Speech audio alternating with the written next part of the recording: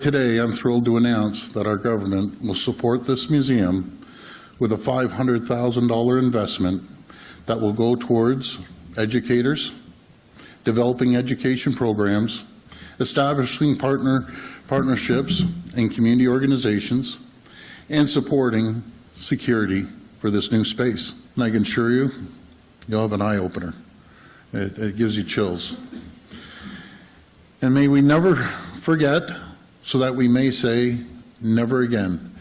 We see it as our sacred obligation to preserve the memory of the Holocaust while fighting anti-Semitism that is all too present in everyday lives. And I have spoken with so many families, parents, students who are afraid, simply by virtue of their Jewish identity, to go to school. And that too is fundamentally wrong.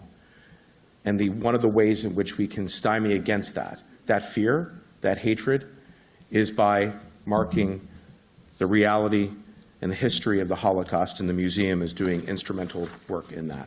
We are standing on a bridge. It's a bridge of time between memory and history.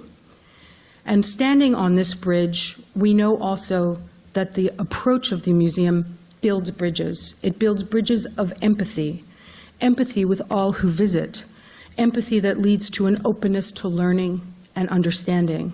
Our stories are recorded, but there's one gap, and that is the gap of the second generation, the generation that was born when we were traumatized.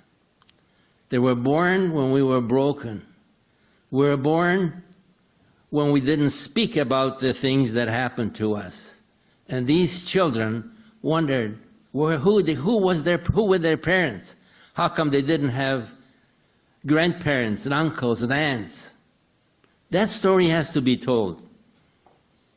And I take this opportunity to ask the second generation to write their story, to write the story of their parents, their interaction with their parents, and how their parents struggled and how they prevailed in creating a new world